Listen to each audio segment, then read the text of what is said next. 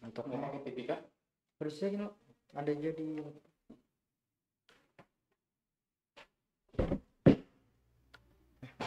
untuk lari Sama aja. Ini buat ngomongin jurang sih. untuk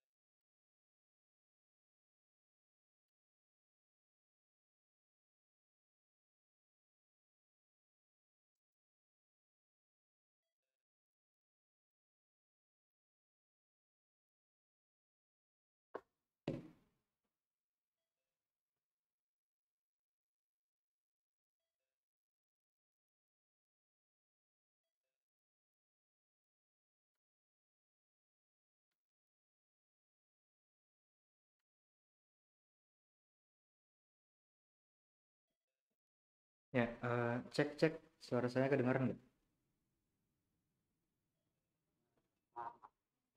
Kedengaran? Halo? Cek cek suara saya kedengaran atau enggak?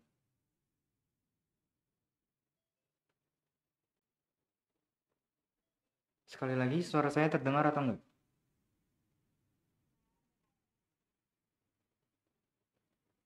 Kedengaran?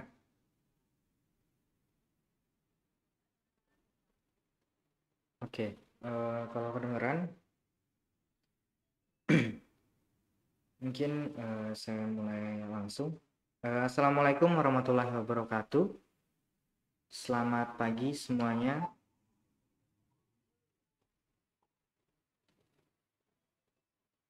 Salam sejahtera untuk kita semua. Terima kasih untuk yang berhadir di pagi hari ini. Semoga kalian sehat semua. Ya, untuk materi kali ini kita akan melanjutkan materi yang kemarin.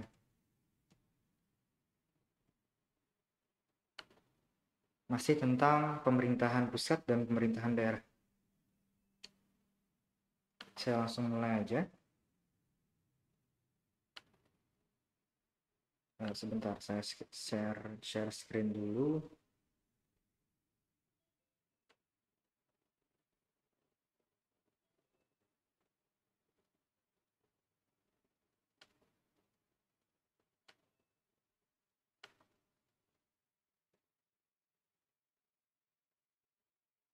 Terlihat nggak di layar kalian?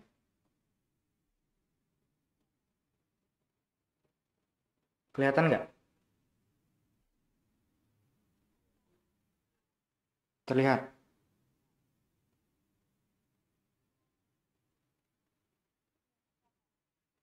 Oke.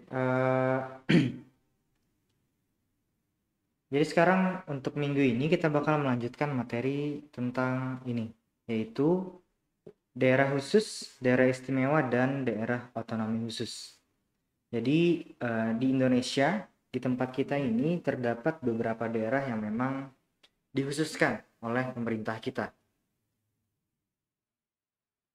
Jadi di setiap daerah itu di Indonesia akan ada beberapa tempat yang memang dikhususkan oleh negara Indonesia sendiri. Nah, yang pertama ada yang namanya daerah khusus Ibu Kota Jakarta. Jadi Jakarta sebagai ibu kota dari negara Indonesia itu mendapatkan tempat khusus di pemerintahan kita sendiri. Nah, untuk DKI Jakarta sendiri, DKI itu singkatan dari daerah khusus ibu kota. Jadi yang kenapa Jakarta itu bisa dibilang menjadi pusat dari semuanya yang ada di negara kita, karena memang Jakarta sendiri adalah ibu kota negara, makanya dikhususkan oleh pemerintah kita. Jadi yang namanya Provinsi DKI Jakarta itu sebagai satuan pemerintahan yang bersifat khusus dalam kedudukannya sebagai ibu kota negara kesatuan Republik Indonesia dan sebagai daerah otonom memiliki fungsi dan peran yang penting dalam mendukung penyelenggaraan pemerintahan Indonesia. Berdasarkan Undang-Undang Dasar 1945, DKI Jakarta diberikan kekhususan terkait dengan tugas, hak, kewajiban, dan tanggung jawab dalam penyelenggaraan pemerintahan daerah. Nah, jadi sekali lagi yang namanya DKI Jakarta itu memang secara undang-undang, jadi secara legalnya memang ada.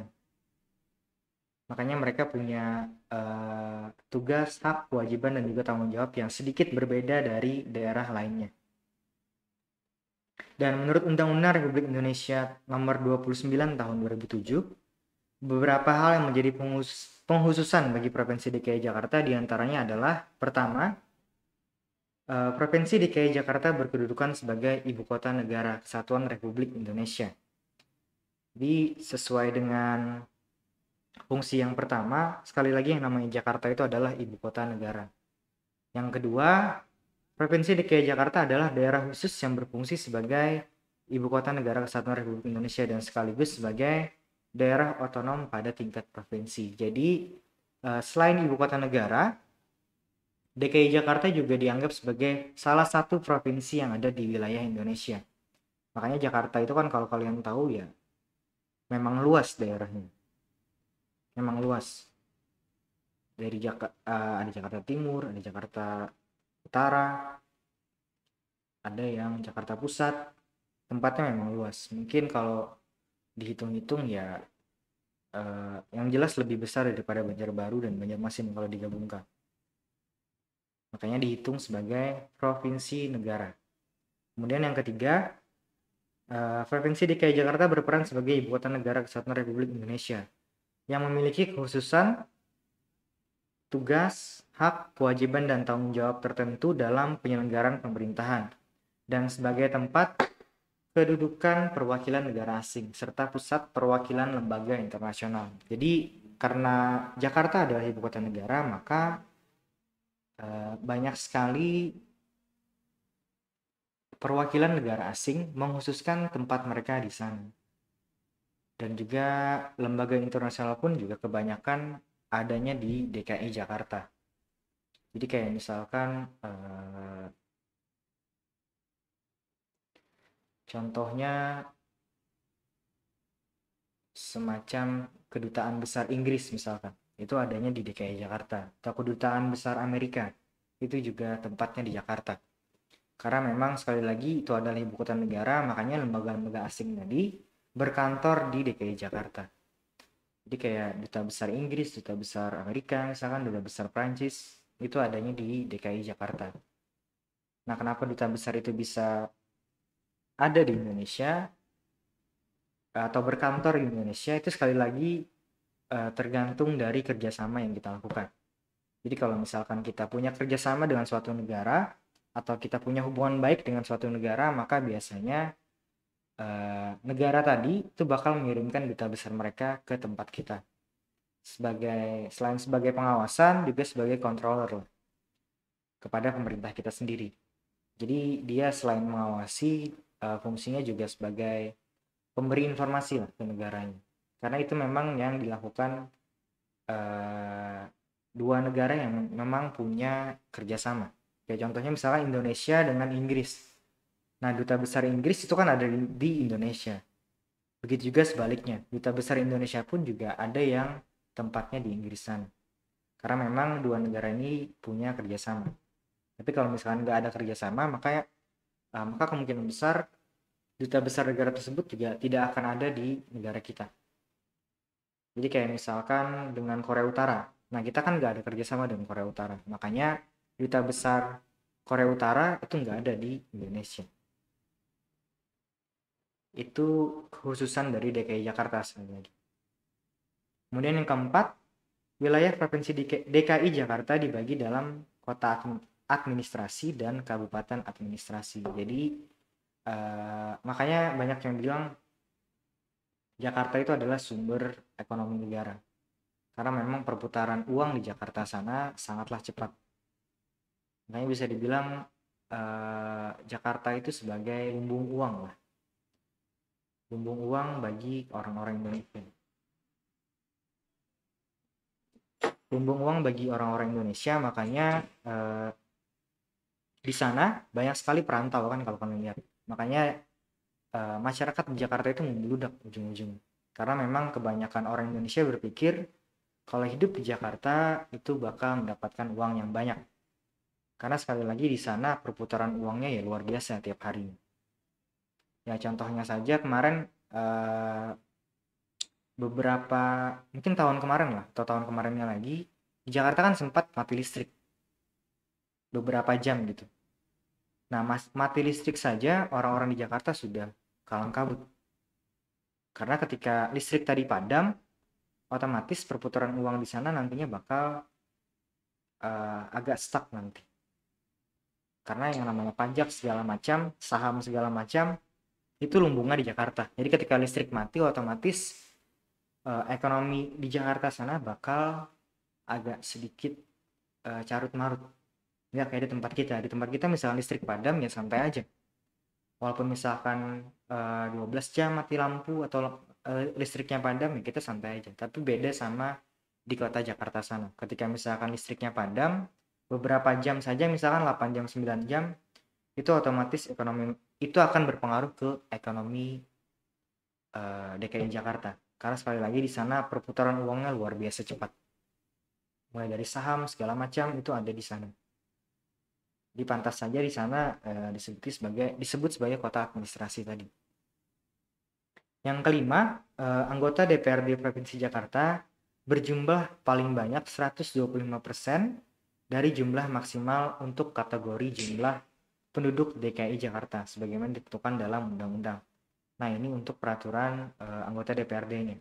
Mereka memang punya anggota DPRD yang lebih banyak daripada daerah lain. Karena memang Dewan Perwakilan Rakyat daerah sana karena harus mengikut bisa dibilang mereka punya tugas yang lebih berat daripada di daerah lain karena Dewan Perwakilan Rakyat di sana harus mengurusi yang namanya ibu kota negara tadi. Makanya jumlahnya sedikit lebih banyak daripada jumlah anggota DPRD di daerah lain. Nah, yang keenam, Gubernur dapat menghadiri sidang kabinet yang menyangkut kepentingan Ibu Kota Negara Kesatuan Republik Indonesia. Gubernur DKI Jakarta mempunyai hak protokoler termasuk mendampingi Presiden dalam acara kenegaraan. Nah, makanya eh, Gubernur DKI Jakarta sendiri selalu mendapat sorotan ketika misalkan ada suatu masalah yang terjadi di ibu kota negara. Karena memang ya tadi tugasnya sedikit lebih berat daripada gubernur lain. Karena memang harus mengurusi yang namanya ibu kota negara tadi. Selain itu, Gubernur DKI Jakarta juga ya bisa dibilang punya hak khusus loh. Ketika misalkan ada rapat atau apa, atau misalkan anggaplah misalkan acara sederhana. Contohnya misalkan pelantikan apa gitu. Itu biasanya Gubernur DKI Jakarta bakal mendampingi presiden. Karena memang punya satu daerah yang sama. Presiden istananya juga di daerah Jakarta, gubernur DKI Jakarta juga mengawasi daerah Jakarta sendiri. Makanya ketika ada pertemuan biasanya Gubernur DKI Jakarta ini punya kekhususan untuk mendampingi presiden juga. Itu salah satu hak khusus yang dimiliki Gubernur DKI Jakarta. Yang ketujuh, nah ini yang bisa dibilang sedikit menjadi anggaplah semacam kayak banyak disorot orang lah. Karena dalam masalah dana dalam rangka pelaksanaan kekhususan Provinsi DKI Jakarta sebagai ibu kota negara ditetapkan bersama pemerintah, DPR, dalam APBN berdasarkan usaha pemerintah Provinsi DKI Jakarta. Makanya untuk Jakarta sendiri, kalau untuk urusan dana APBN atau dana pembangunan bantuan negara itu bukan sedikit lagi sih, memang lebih banyak daripada daerah lain untuk anggaran dana daerah tersebut karena dianggap sebagai ibu kota negara. Makanya untuk masalah dana pembangunan DKI Jakarta bisa dibilang paling banyak dapat dana setiap tahunnya dibanding daerah lain. Kalau misalkan daerah kita anggaplah Kalsel 1 miliar misalkan. Nah, mungkin untuk DKI Jakarta itu bisa 2 kali lipatnya. 2 kali lipat dari daerah lain. Nah, makanya inilah yang nantinya menjadi sedikit banyaknya bakal banyak diprotes oleh pemerintah lain. Karena memang setiap tahunnya DKI Jakarta sekali lagi mendapatkan dana yang paling banyak. Alasan utamanya karena memang DKI Jakarta adalah ibu kota negara. Makanya katanya untuk dana pembangunan harus lebih banyak ke ibu kota negara. Ini yang mungkin sering jadi perdebatan lah di antara para politikus dan juga pengamat politik lainnya. Karena dianggap Jakarta itu pembangunannya udah luar biasa gitu. Kenapa harus ditambahin lagi dananya? Dan kemungkinan besar tiap tahun bakal makin banyak gitu untuk dana anggaran daerah DKI Jakarta. Makanya tadi banyak perdebatan lah di antara pakar politik, pengamat politik ataupun anggota dewan lainnya. Mengingat DKI Jakarta selalu mendapatkan dana yang paling banyak. Padahal ya pembangunan di sana memang sudah sangat-sangat modern, jauh dibandingkan daerah-daerah lain. Nah, yang sering jadi perdebatan itu karena banyak yang bilang setiap tahunnya dana untuk DKI Jakarta itu habisnya hanya untuk banjir. Ini yang jadi perdebatan. Setiap tahunnya dana untuk banjir itu ya sampai miliaran lah. Dan itu nggak selesai-selesai gitu. Tiap tahun masalahnya banjir, banjir, dan banjir. Dan itu menghabiskan uang negara yang sangat banyak. Tapi nggak berkesudahan gitu. Jadi banyak yang bilang tadi ya kayak percuma aja. Dikasih uang banyak, tapi masalahnya juga nggak selesai-selesai. Nah itu yang sedikit jadi perdebatan lah di antara pengamat politik dan juga anggota dewan lainnya. Nah itu untuk DKI Jakarta. Saya lanjutkan. Kalau tadi daerah khusus ibu kota atau DKI Jakarta, sekarang kita masuk ke daerah istimewa Yogyakarta atau DIY biasanya disingkat. Nah, jadi selain Jakarta, daerah khusus lain di negara kita itu ada yang namanya Yogyakarta. Nah, kenapa Jogja ini bisa dianggap sebagai daerah khusus? Dijelaskan di sini nanti. Jadi yang namanya daerah istimewa Yogyakarta adalah daerah provinsi yang punya keistimewaan dalam penyelenggaraan urusan pemerintahan dalam kerangka Negara Kesatuan Republik Indonesia. Keistimewaan kedudukan hukum yang dimiliki oleh Yogyakarta itu berdasarkan pada sejarah dan juga hak asal-usul daerah Yogyakarta sendiri. Jadi pemerintah kita ini nanti melihat dari nilai sejarah. Kenapa Yogyakarta ini nantinya punya tempat khusus di mata pemerintah kita. Nah, jadi kewenangan istimewa Jogja itu adalah wewenang tambahan tertentu yang dimiliki Jogja selain wewenang sebagaimana ditentukan dalam Undang-Undang tentang Pemerintahan Daerah. Pengakuan keistimewaan provinsi daerah istimewa Yogyakarta itu didasarkan pada perannya dalam sejarah perjuangan nasional. Nah, ini salah satu alasan kenapa Jogja nantinya punya tempat khusus bagi pemerintah kita. Karena melihat sekali lagi tadi dari sisi sejarah perjuangan nasional. Makanya nanti dalam Undang-Undang Negara Republik Indonesia Nomor 13 Tahun 2012, keistimewaan Daerah Istimewa Yogyakarta meliputi pertama, tata cara pengisian jabatan, kedudukan, tugas, dan wewenang gubernur serta wakil gubernur. Nah, makanya kalau kalian tahu, di Jogja sana itu tidak pernah ada pemilihan gubernur seperti di tempat-tempat lain atau daerah-daerah lain lah di negara kita.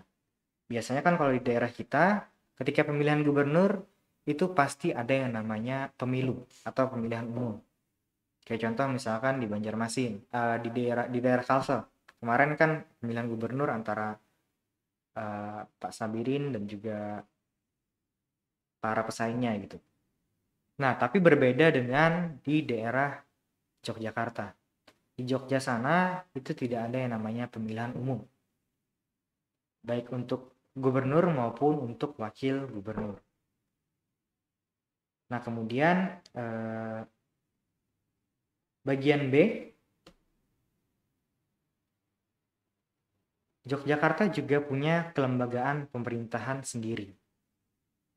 Jadi salah satu keistimewaan yang lain yaitu adalah kelembagaan pemerintahan daerah istimewa Yogyakarta itu tersendiri, berbeda dengan tempat lainnya juga. Kemudian dari segi selanjutnya dari kebudayaan itu juga beda, dari pertanahan juga beda, dan yang terakhir untuk tata ruang itu juga berbeda menurut Undang-Undang Republik Indonesia Nomor 13 Tahun 2012. Nah, di antara keistimewaan daerah istimewa Yogyakarta tadi, salah satunya itu adalah dalam bidang tata cara pengisian jabatan, kedudukan, tugas, dan wewenang gubernur dan wakil gubernur Yogyakarta. Syarat khusus bagi calon gubernur daerah istimewa Yogyakarta adalah Sultan Hamengkubuwono yang bertahta dan wakil gubernur adalah Adipati Paku Alam yang bertahta. Jadi setiap tahunnya selalu seperti ini. Suara saya kedengaran nggak? Masih?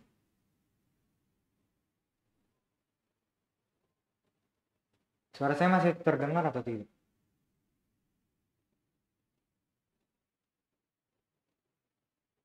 Kedengaran atau enggak? Kedengaran. Oke, saya lanjutkan.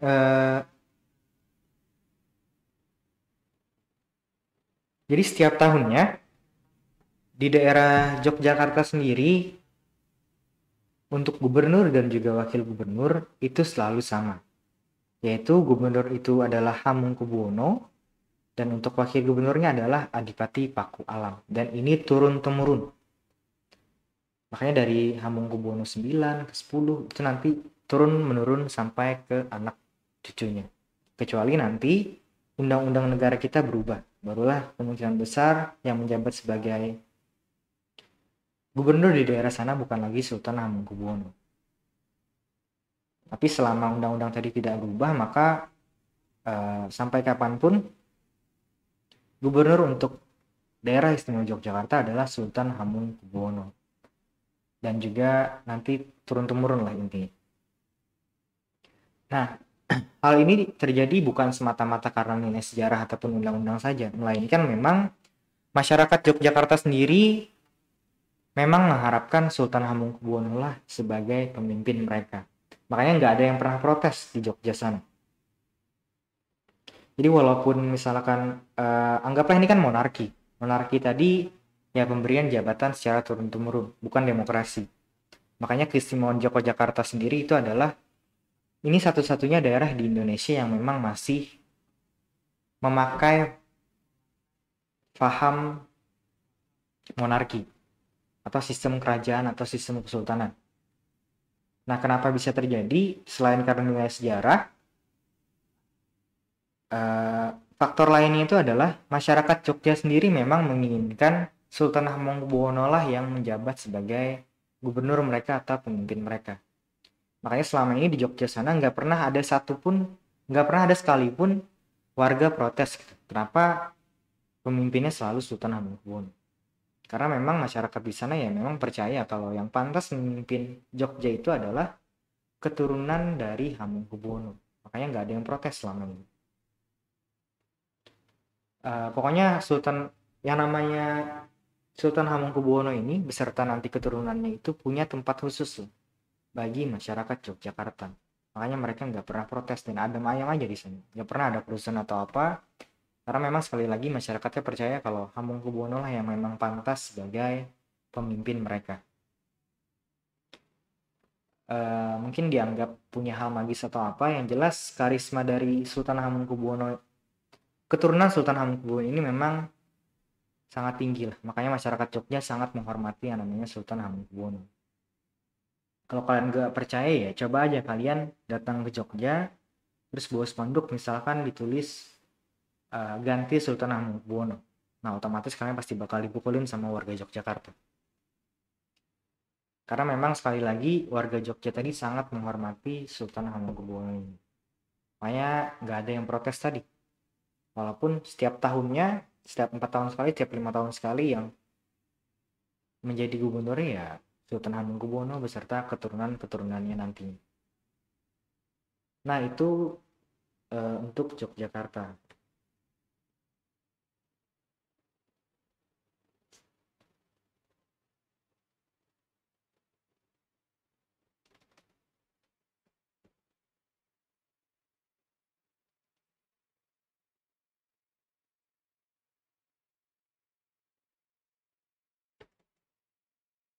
Bentar.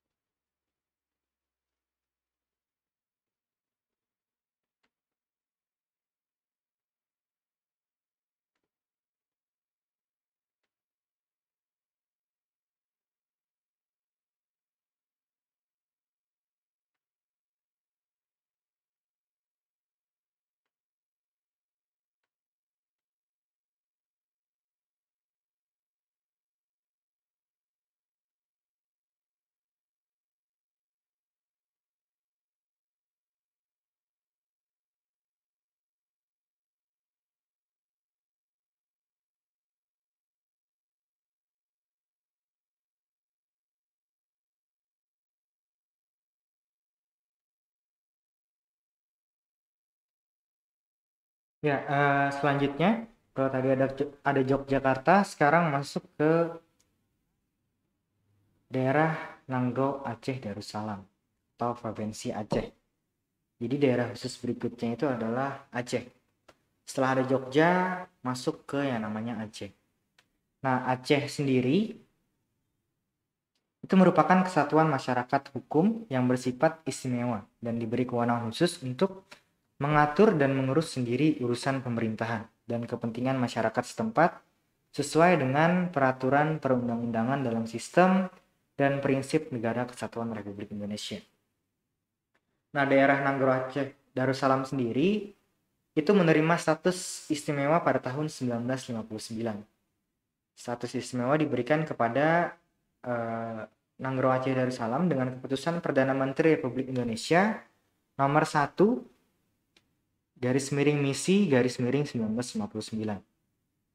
Nah, kemudian nanti dilanjutkan dengan berdasarkan Undang-Undang Republik Indonesia nomor 11 tahun 2006 tentang Pemerintahan Aceh, pengganti Undang-Undang Republik Indonesia nomor 18 tahun 2001 tentang Otonomi Khusus Nanggro Aceh Darussalam. Keistimewaan Aceh ini nanti sesuai dengan Undang-Undang Republik Indonesia nomor 11 tahun 2006 meliputi penyelenggaraan kehidupan beragama dalam bentuk pelaksanaan syariat Islam bagi pemeluknya di Aceh dengan tetap menjaga kerukunan hidup antar umat beragama. Kemudian penyelenggaraan kehidupan adat yang bersendikan agama Islam, penyelenggaraan pendidikan yang berkualitas serta menambah materi muatan lokal sesuai dengan syariat Islam, peran ulama dalam penetapan kebijakan Aceh, serta penyelenggaraan dan pengelolaan ibadah haji sesuai dengan peraturan perundang-undangan. Nah, untuk tambahannya, kewenangan kabupaten atau kota dalam menyelenggarakan pendidikan madrasah ibtidaiyah dan madrasah sanawiyah dengan tetap mengikuti standar nasional pendidikan. Selain itu, pengelolaan pelabuhan dan bandar udara umum, pemerintah Aceh melakukan koordinasi dengan pemerintah kabupaten atau kota. Nah, ini sesuai dengan Undang-Undang Republik Indonesia nomor 11 tahun 2006 tadi. Aceh sendiri nantinya punya kekhususan dalam menjalankan pemerintahannya sesuai dengan syariat Islam. Makanya di Aceh sana bisa dibilang untuk peraturannya itu sedikit berbeda dengan daerah-daerah lain. Kalau di daerah lain misalkan ketika ada yang mencuri atau misalkan membunuh orang, kita mulai dari yang simpel aja deh, dari yang mencuri misalkan. Ketika ada yang mencuri, kalau di daerah lain itu pasti bakal dipenjara sesuai dengan undang-undang negara kita. Nah, berbeda dengan di Jogja. Di Jogja sendiri, karena mereka memakai syariat Islam, maka pencuri tadi itu nantinya bakal dihukum cambuk. Jadi kalau di daerah lain tadi cuman hukuman penjara, berbeda dengan di daerah Aceh. Kalau di daerah Aceh, pencuri tadi bakal dihukum cambuk. Ya, mereka tetap di penjara sesuai dengan undang-undang negara kita. Namun ada plusnya. Plusnya tadi ya mereka bakal dihukum sesuai dengan syariat Islam. Yaitu nanti mereka bakal dicambuk. Makanya kan kalian sering lihat nggak di TV? Ada berita misalkan di Aceh pencuri dicambuk di depan warga Aceh sendiri, di pusat kota biasanya. Selain pencuri misalkan ada juga yang contohnya misalkan ada yang ketahuan mesum. Nah, yang ketahuan mesum di Aceh sana itu juga bakal dihukum cambuk. Dan itu hukuman cambuknya dipertontonkan kepada masyarakat umum. Jadi semua orang bisa melihat. Tapi biasanya tersangkanya itu nanti bakal ditutup mukanya. Bagian cewek biasanya. Kalau cowok tetap dibuka kalau nggak salah. Tapi kalau cewek, kalau tersangkanya cewek itu biasanya bakal ditutup mukanya. Nah, inilah keistimewaan dari Aceh tadi. Karena mereka memakai syariat Islam, maka hukuman di sana itu ada plusnya. Mereka tetap di penjara gitu. Bagi pencuri tadi misalkan, mereka tetap di penjara, tapi plusnya itu adalah mereka bakal mendapatkan hukuman cambuk. Di penjaranya tadi itu nantinya memakai undang-undang negara kita. Karena bagaimanapun kan yang namanya Aceh itu adalah provinsi dari negara Republik Indonesia. Makanya mau nggak mau mereka tetap mengikuti peraturan yang berlaku di negara kita. Atau undang-undang yang berlaku di negara kita. Jadi walaupun mereka memakai syariat Islam, namun tetap saja untuk undang-undang yang dipakai adalah undang-undang negara Republik Indonesia. Jadi para pencuri tadi misalkan ya dihukum penjaranya tadi itu sesuai dengan undang-undang yang berlaku di negara kita. Namun sekali lagi plusnya tadi adalah mereka bakal dihukum cambuk sesuai dengan syariat Islam yang syariat Islam. Di Aceh kan memakai syariat Islam dan biasanya kalau pencuri itu sesuai dengan syariat Islam itu bakal pertama biasa kan dipotong tangannya, tapi nggak mungkin dong dipotong tangan karena negara kita adalah negara hukum, negara kita itu punya yang namanya peri kemanusiaan, maka pencuri tadi dipotong tangan. Tapi sebagai gantinya mereka akan dihukum cambuk tadi. Dan itu dipertontonkan ke semua orang. Siapa yang ingin menyaksikan ya boleh saja gitu. Nah, selain masalah peraturan tadi, di Aceh sendiri itu nantinya juga punya sistem pendidikan yang beda. Kalau kita itu misalkan ada SMA negeri, nah di Aceh tadi itu nantinya punya madrasah sendiri lah.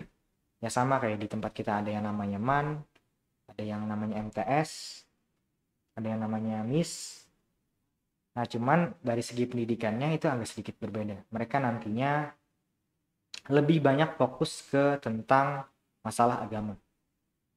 Ya, materi umum tetap ada, kayak misalnya matematika, sejarah, bahasa Indonesia itu tetap ada. Tapi lebih dikhususkan ke masalah agama. Sama seperti ya, kalau di tempat kita kayak pesantren. Pesantren kan lebih banyak fokus ke agama daripada ke mata pelajaran umum. Nah, sama seperti di sekolah-sekolah di Aceh. Sama seperti itu. Nah, sampai di sini ada yang mau ditanyakan dulu nggak? Sampai Aceh dulu, sebelum kita masuk ke otonomi khusus Papua. Atau saya lanjutkan aja dulu deh. Nanti ya saya lanjutkan aja sampai yang Papua ini dulu. Nah, kalau tadi ada Jakarta, Yogyakarta, kemudian Aceh, dan yang terakhirnya ada yang namanya otonomi khusus Papua. Jadi, otonomi khusus bagi Provinsi Papua adalah kewenangan khusus yang diakui dan diberikan kepada Provinsi Papua, termasuk provinsi-provinsi hasil pemekaran dari Provinsi Papua untuk mengatur dan mengurus kepentingan masyarakat setempat menurut Praakarsa sendiri berdasarkan aspirasi dan hak-hak dasar masyarakat Papua. Nah, hal-hal mendasar yang menjadi isi Undang-Undang Republik Indonesia Nomor 21 Tahun 2001 tentang otonomi khusus bagi Provinsi Papua adalah sebagai berikut. Pertama, pengaturan kewenangan antara pemerintah dan Provinsi Papua serta penerapan kewenangan tersebut di Provinsi Papua yang dilakukan dengan kekhususan. Dan yang kedua, pengakuan dan penghormatan hak-hak dasar orang asli Papua serta pemberdayaannya secara strategis dan mendasar. Nah, dua peraturan inilah yang nantinya membuat dari segi budaya Papua memang sangat dihargai di negara kita. Makanya undang-undang ini banyak yang jadi perdebatan lah. Ada yang ingin direvisi, ada juga yang ingin tetap. Nah, inilah yang nantinya menjadi dalih bagi pemerintah itu biasanya kenapa Papua jarang terekspos dan kenapa di Papua misalkan pembangunannya bukan cukup lagi, sangat-sangat kurang di Papua. Alasannya ya karena undang-undang ini sebenarnya dua ayat di Undang-Undang Nomor 21 Tahun 2001 ini, di mana dulu sebelum zaman Jokowi ini Papua kan bisa dibilang pembangunannya sangat minim. Nah, hal ini dikarenakan pemerintah menganggap mereka tidak ingin mengganggu hak-hak dasar orang asli Papua. Dimana kan orang asli Papua biasanya memang hidup dengan alam. Makanya ketika ada pembangunan, maka otomatis alam mereka bakal dirusak.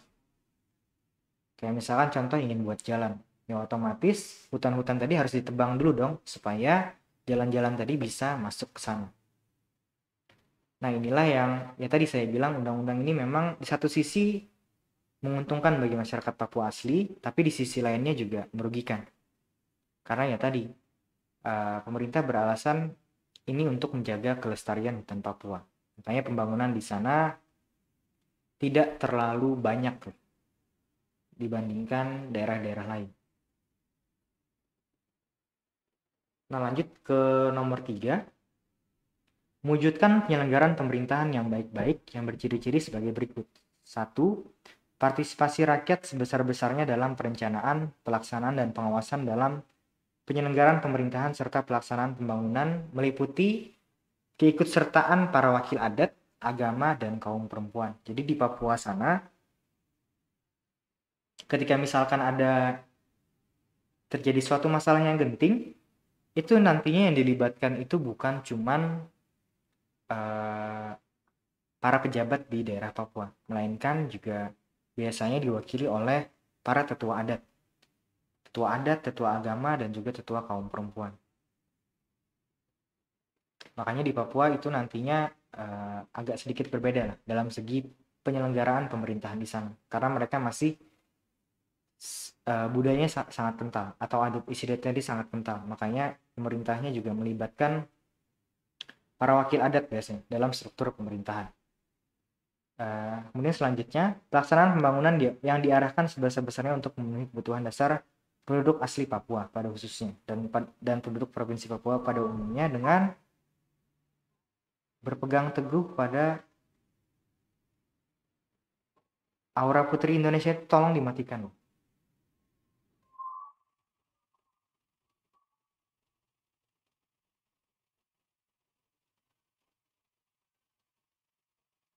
Ya, saya lanjutkan.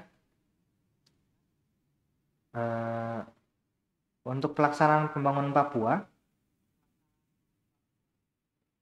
pada dasarnya menurut undang-undang ini, Provinsi Papua memang sudah diarahkan untuk membuat pembangunan yang sebesar-besarnya dengan berpegang teguh pada prinsip-prinsip pelestarian lingkungan, pembangunan berkelanjutan, berkeadilan, dan bermanfaat langsung bagi masyarakat.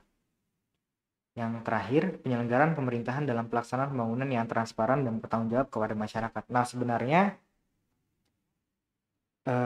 dalam poin di ayat ketiga Undang-Undang Republik Indonesia Nomor 21 Tahun 2001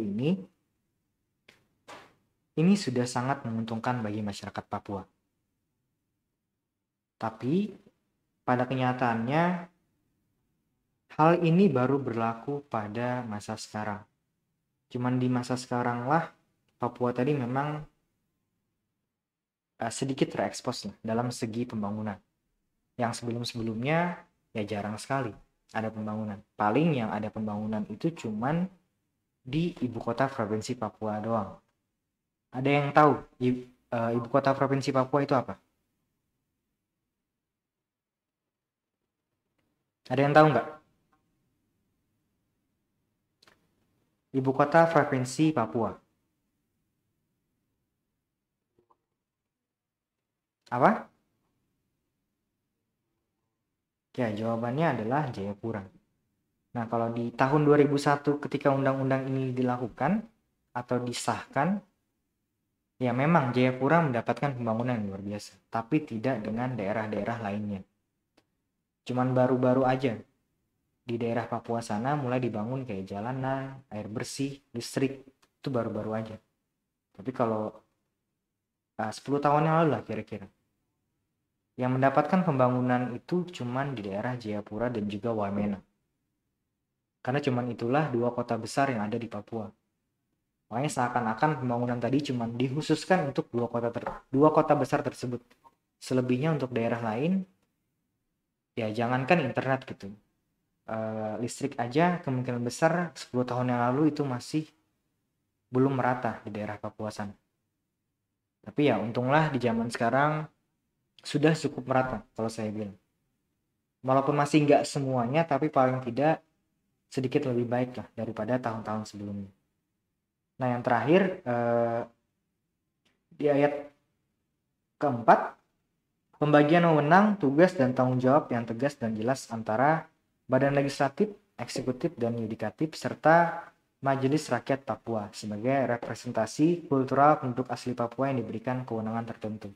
Nah, yang berbeda nantinya dari Papua sendiri dalam segi pemerintahan itu adalah, kalau biasanya kan di daerah lain itu cuma ada yang namanya legislatif, eksekutif, dan juga yudikatif.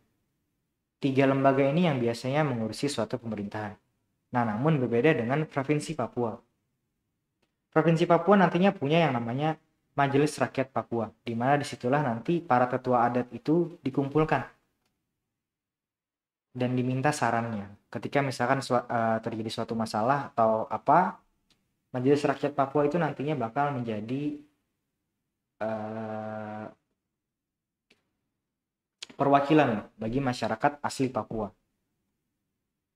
Jadi di Majelis Rakyat Papua inilah nantinya suara-suara rakyat Papua tadi bakal disampaikan ke lembaga legislatif, eksekutif, dan yudikatif. Jadi untuk Papua sendiri, sekali lagi dalam segi peraturan perundang-undangan memang sangat mendapatkan tempat khusus bagi pemerintah kita.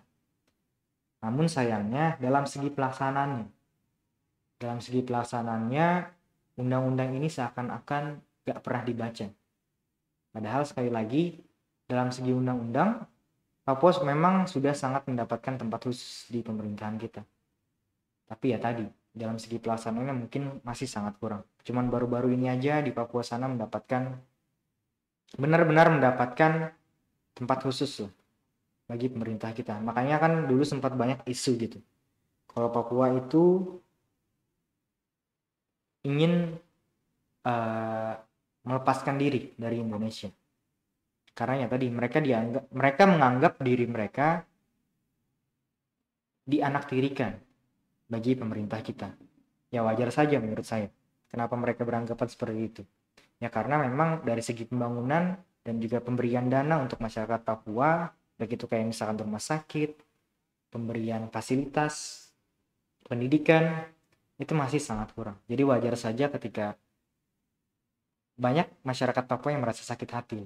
Mereka adalah bagian dari negara Indonesia, tapi tidak mendapatkan bantuan selayaknya daerah lain gitu. Tapi ya untung saja akhir-akhir ini atau beberapa tahun kebelakangan masyarakat Papua sudah mendapatkan apa yang seharusnya menjadi milik mereka, walaupun masih sedikit, tapi paling tidak ini sedikit lebih baik daripada sebelumnya. Nah, saya lanjutkan.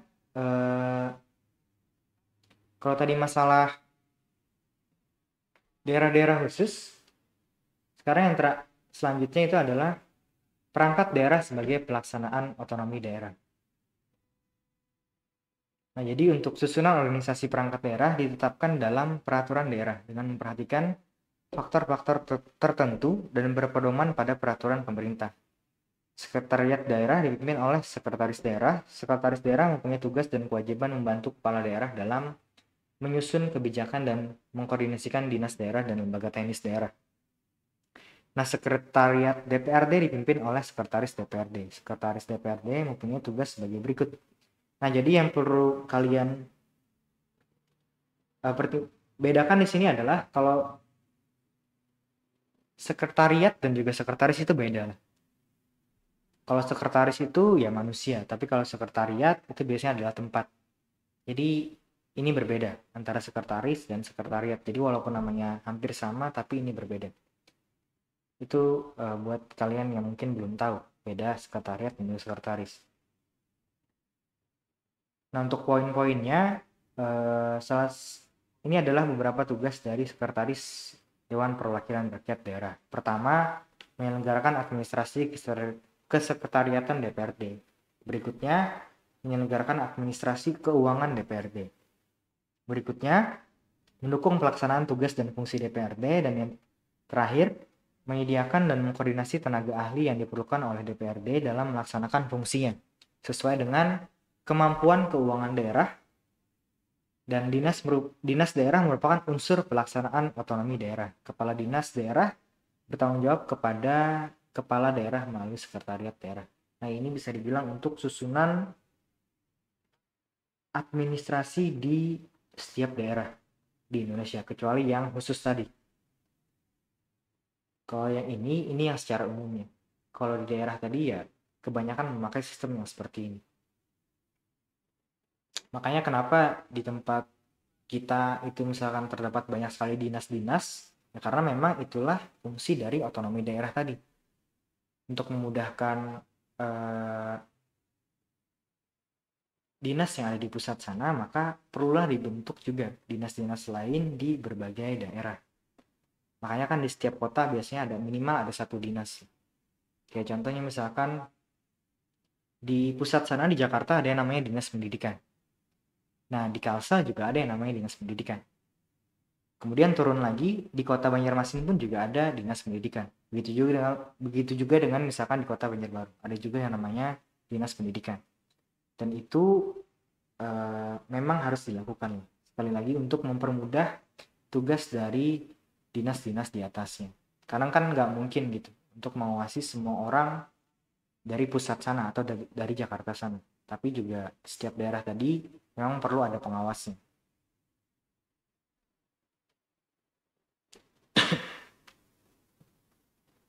Nah, sampai sini ada yang mau ditanyakan dulu nggak?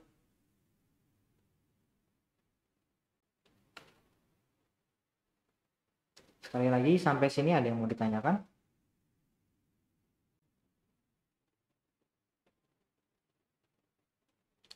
Tentang yang daerah khusus dan juga tentang ya sedikit tentang administrasi kedaerahan tadi.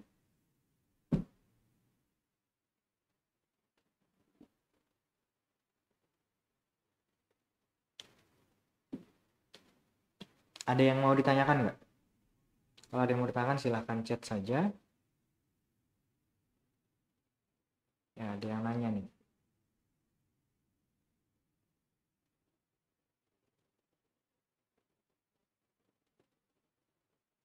Ya, ada yang nanya kenapa di Papua menggunakan distrik atau subdistrik bukan kabupaten atau kecamatan.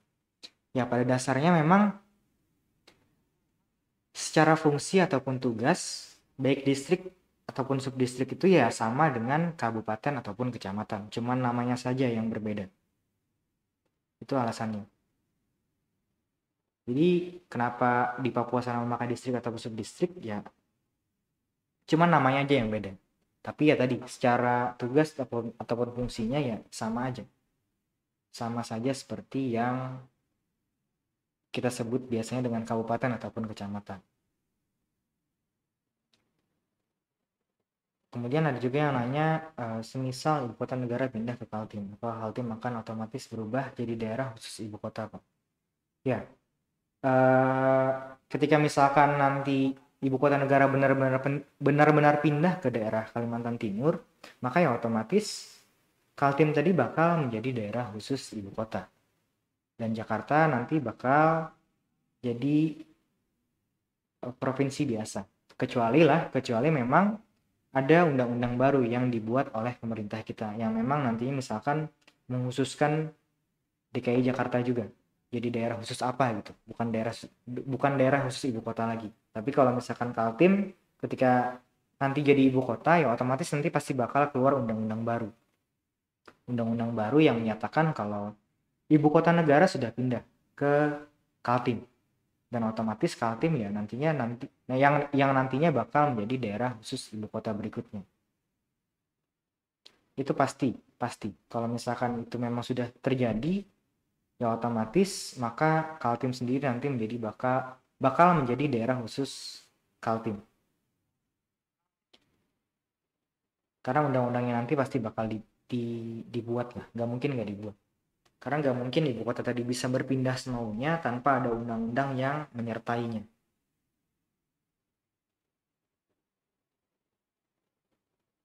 Nah itu, ada lagi yang mau ditanyakan?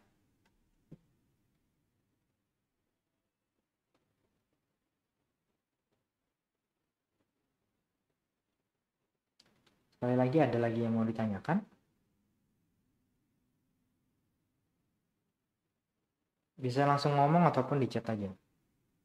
Kita masih ada waktu sekitar 4 menit.